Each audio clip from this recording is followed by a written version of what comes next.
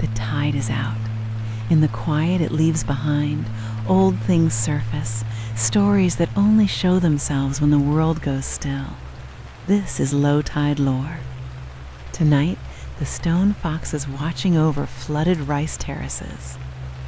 Settle in and let the water stay low a while.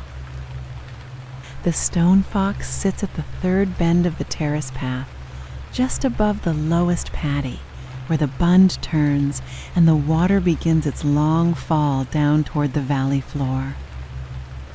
It is small, no taller than a kneeling child, carved from a soft gray stone that has gone the color of wet slate under this evening's rain. Its ears are chipped.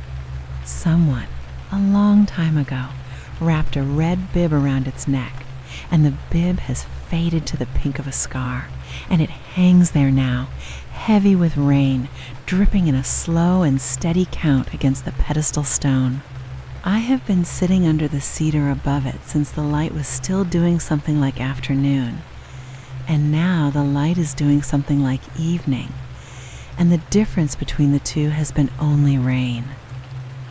This is Kurotani, a fold of mountain 3 ridges back from the nearest train line, where the paddies climb the slope in narrow green stairs, and the forest waits at the top of every one of them, patient, unhurried, the way forest always waits. Thunder came through twice this afternoon, both times from behind the far ridge, both times low, more felt in the ground than heard in the ear, and both times the frogs and the paddies went quiet for exactly as long as the sound lasted, and then took up again, louder, as if in argument with it. I am here for the foxes, though foxes are not, strictly, why anyone built this shrine, or the 7 others like it strung along this hillside like beads on a wet green string. The shrines are for Inari, the rice god, whose name in this valley is older than any family that farms it. And the fox is not Inari. The fox is Inari's messenger. That is the word the old farmer down at the valley mouth used, messenger. And he used it the way you'd say postman, matter of fact, no weight on it at all. The rain here does not fall so much as arrive, in shifting curtains that move across the terraces one paddy at a time, so that from where I sit I can watch it cross the valley like weather made visible, silvering one field, then the next, then the cedar line, then me. It has been like this since the middle of the afternoon, on and off, a rain that never commits to being a storm, and never quite lets up either. The kind the rice seems to want, and the kind that soaks a person slowly, from the shoulders down, until there is no dry thread left to notice. I was told, before I climbed up here, that the foxes cross at dusk, and only at dusk, moving from the forest at the top of the terraces down to the drainage ditch at the bottom, along the same 3 or 4 paths every night, the way water finds the same groove in stone after enough years of falling. The woman who told me this keeps the lowest shrine, the one nearest the road, and she is 71 and has kept it, she said, since her mother's hands got too stiff to carry the offering trays up the path. Every morning she climbs from her house to the shrine with a small lacquer tray, and on the tray there is usually rice, sometimes a boiled egg, and always, without exception, a single piece of fried tofu, because that, she says, is what foxes are owed, and has been owed, for longer than her mother could remember either. The tofu by evening is usually gone. She does not ask who or what takes it. She only refills the tray, the way you'd refill a bird feeder, without needing to watch the bird arrive to believe in it. From here, under the cedar, I can see 4 of the 8 shrines at once, small red gates, no taller than a doorway, each one marking not an entrance to anything a person could name, but a kind of hinge in the land, the place where the maintained slides into the unmaintained. Below each gate, the paddy is combed and bunded and full of intention. Above each gate, the slope goes to cedar and undergrowth and does not answer to anyone's plan at all. The rain thickens for a while, enough that the far ridge disappears entirely, folded into a gray the color of the fox's stone bib, and the nearest paddy fills with a texture like hammered tin, every drop leaving its own small ring before the next drop erases it. A heron I did not notice arriving stands at the edge of the second terrace, one leg drawn up, utterly still, the rain running off its back in two clean lines, as if it had long ago decided that weather was a thing that happened to other birds. The old farmer told me that when he was a boy, before the war took most of the young men off this slope, and only some of them came back to it, there were 9 households working these terraces, and every household kept its own small shrine, some no bigger than a shoebox, tucked into the field's corner like a note left for someone expected. Now there are 3 households. The rest of the paddies are worked by the county or by machines that come up once a season from the valley floor, or they have gone back to reed and alder, the terraces slumping slowly into each other like old shelves losing their brackets. But the shrines, he said, all 8 of them, are still tended. Not because anyone believes exactly what their grandmothers believed. He was careful to say that. Careful the way people are careful about a thing they still, despite everything, believe a little. Thunder again, closer this time, enough that I feel it in the cedar trunk at my back, a shiver passed down through the wood into my shoulder blades. And for a moment, every frog in every paddy below goes silent at once, a held breath across the whole slope. Then one frog starts again, alone, testing the air, and the rest follow inside a few seconds, and the valley fills back up with its ordinary wet noise as if the silence had never happened.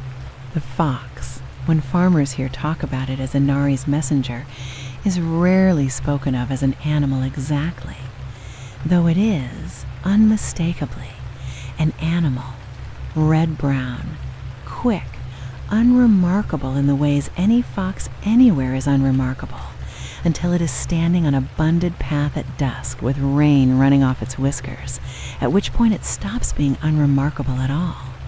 It carries the God's word down from the mountain, is the old way of putting it. It does not carry rice or luck or blessing directly. It carries only the sense that the mountain has noticed, the terraces are still being worked, and approves, or at least has not yet withdrawn its attention. There is a story, told to me in pieces by 3 different people, who none of them agreed on all the details, about a fox that used to sit at the very top of this valley, at the tree line, in the years the harvests were thin, and would not cross down into the terraces at all.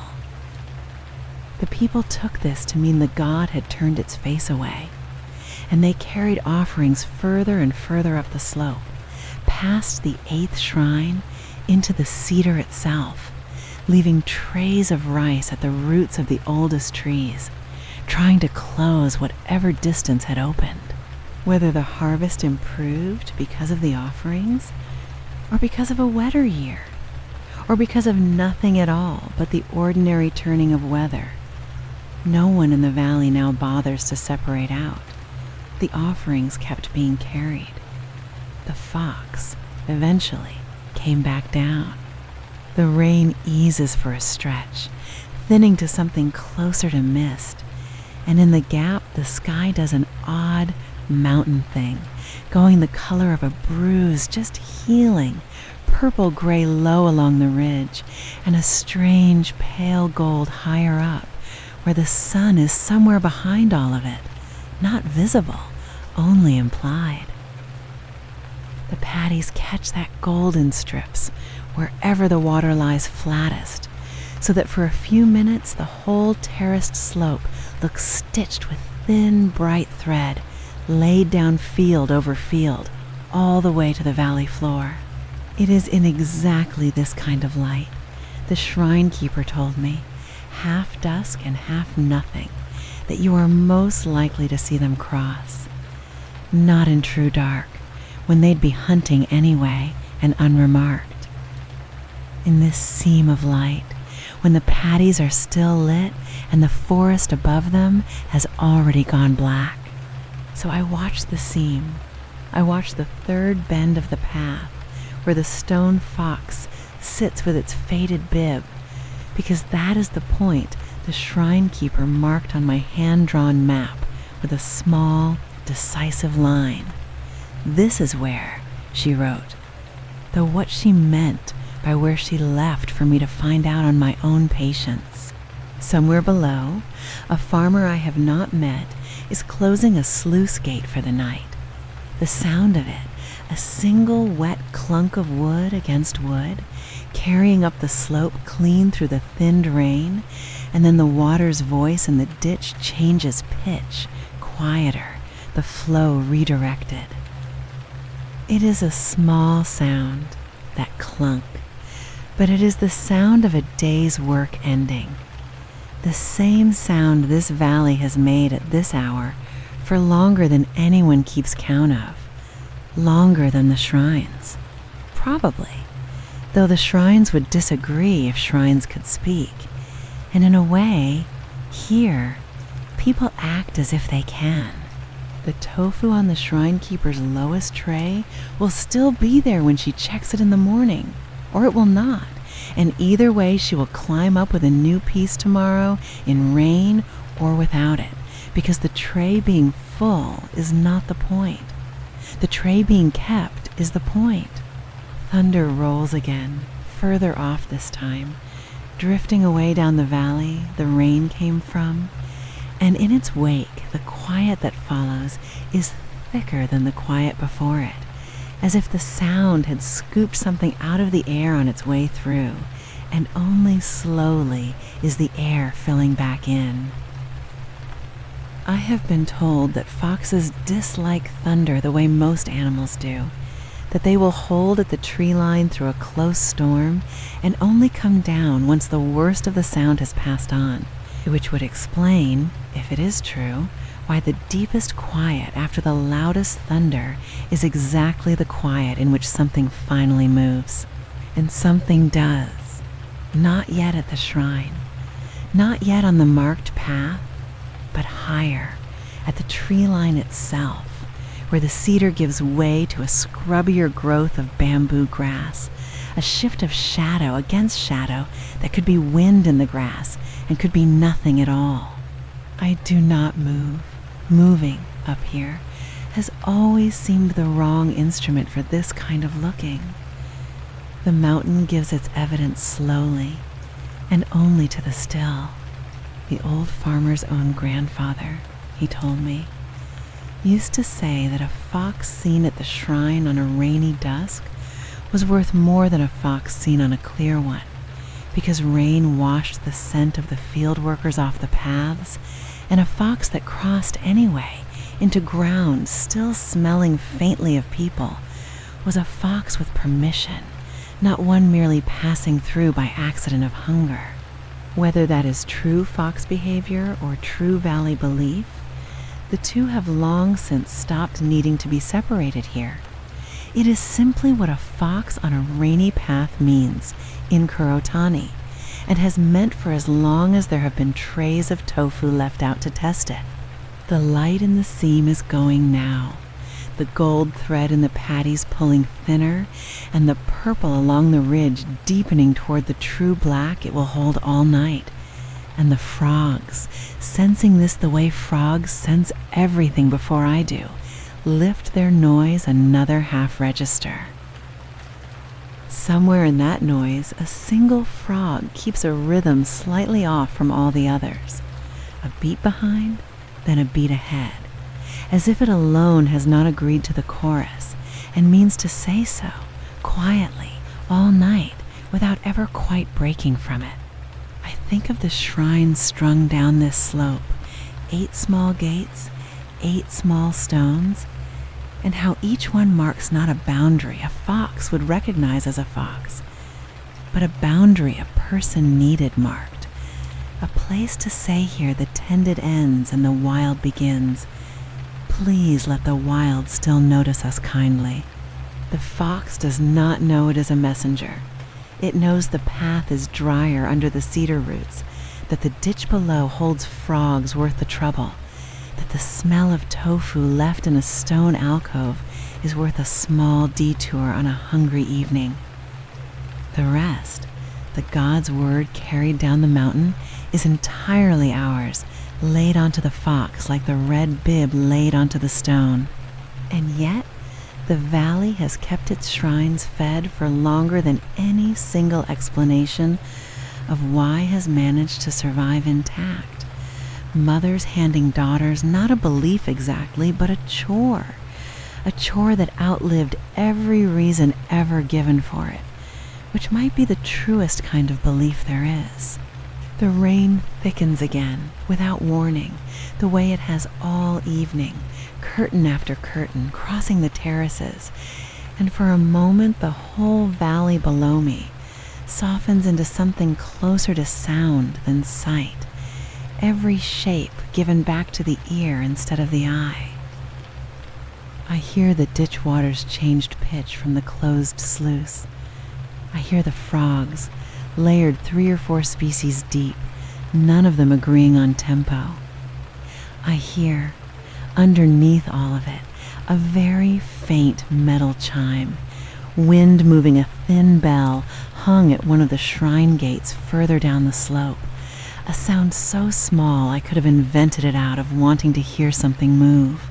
Then, at the third bend, where the fox sits with its faded bib and its dripping ears, something crosses. It is low to the ground, quick, a single continuous motion rather than a series of steps, the way water moves rather than the way a person walks, and it crosses the bunded path exactly where the map's small decisive line said where, no more than a breath after the bell's faint chime, no more than 2 after the last frog took up its offbeat count again. I do not see its face.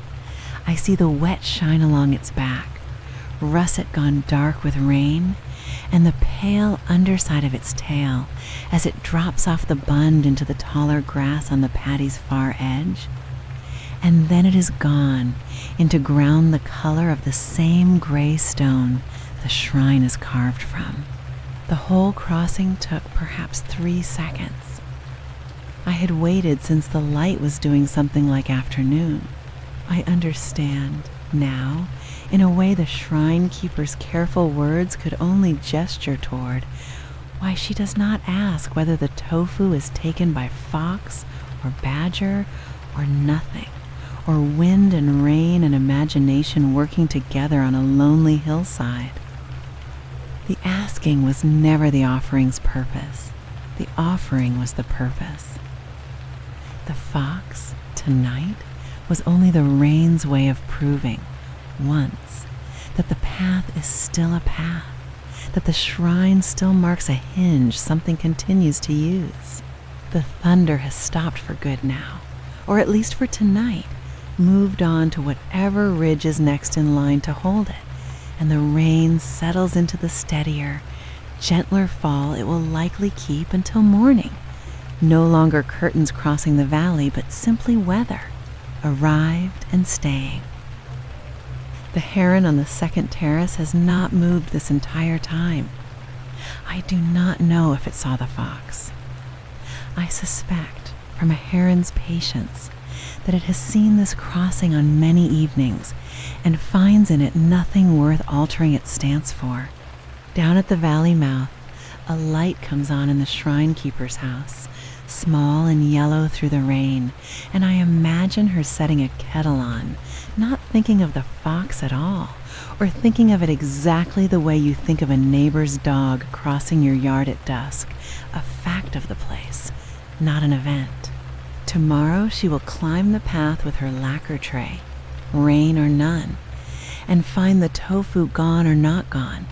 And either way, she will set down a new piece, and neither of us, tonight, needs to decide what exactly crossed the bund to know that something did, and that the valley, for one more evening, has been noticed kindly. I stay under the cedar a while longer, past the point of any further crossing, because the stillness afterward has its own weather, thick and complete, the kind that only comes after a thing you waited a long time to see has finally, briefly, happened. The rain keeps its steady count on the shrine's stone shoulders. The red bib, sodden through, hangs the exact same weight it hung at first, light this evening, the exact same shade of scar pink, no different for having been the last thing the fox passed on its way into the grass. I think about the 9 households that once tended 9 shrines, and the 3 that tend 8 now, and the 9 that will likely, someday, become fewer still. The terraces slumping slowly back to read the way terraces always eventually do when the hands that hold them against the hill are not replaced quickly enough. But that erosion is not tonight's story. Tonight's story is smaller than that and does not need the weight of what might happen in 20 years laid onto it. Tonight's story is only this: rain, a stone fox, a faded bib, and something that crossed exactly where it was expected to. The frogs have found their full chorus again, no longer worried by thunder that has moved on, and the offbeat one among them keeps its private rhythm still, a beat behind, then a beat ahead, faithful to its own small disagreement with the rest of the valley. I wonder, sitting here, whether that frog has any idea it is out of step, or whether, from inside its own small throat, it is the rest of the chorus that has drifted, and it alone that keeps the true time. The gold thread is fully gone from the paddies now, the last of it swallowed by the true dark the ridge has held since before I arrived, and the terraces below red only as darker and lighter bands of the same black, water still faintly luminous where it lies flattest, holding whatever gray light the clouds still carry. I think of all 8 shrines at once, strung down this slope in the dark now, invisible to me but not absent, each one a small stone waiting under rain for whatever tray will reach it in the morning, each one marking the same hinge it has marked since before the households thinned from 9 to 3. The mountain does not need the shrines to keep being a mountain. The shrines are not for the mountain's sake. They are for the sake of the people who still need a place to stand and say, out loud or only in the leaving of tofu, we have not forgotten what this slope allows us, and we would like it to keep allowing.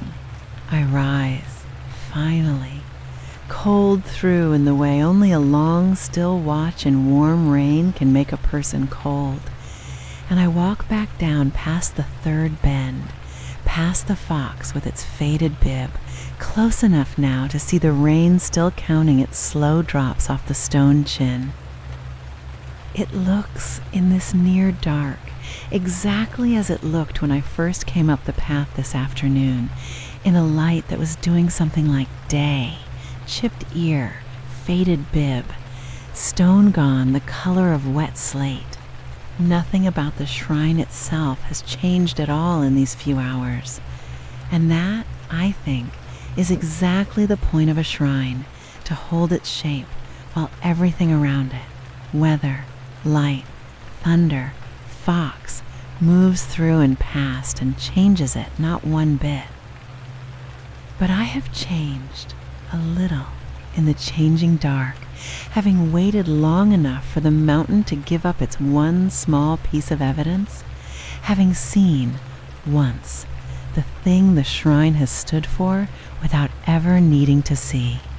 Below, the shrine keeper's window is still lit, small and warm and yellow, the kettle surely long since boiled, and past her house the road runs down out of Kurotani toward the valley floor and the lights of a town that has mostly stopped looking up at this slope at all. But the slope keeps looking back, in its way. The terraces hold their water. The cedar holds its dark. The 8 stone foxes hold their faded bibs through every rain that comes down off this ridge. Thunder or none, season after season, waiting to be noticed, noticing. I reach the road at the bottom in full dark now, rain still falling steady and warm, and I look back up once at the shape of the hillside, the shrine gates invisible in the black, but exactly, I know now, precisely where the map said they would be.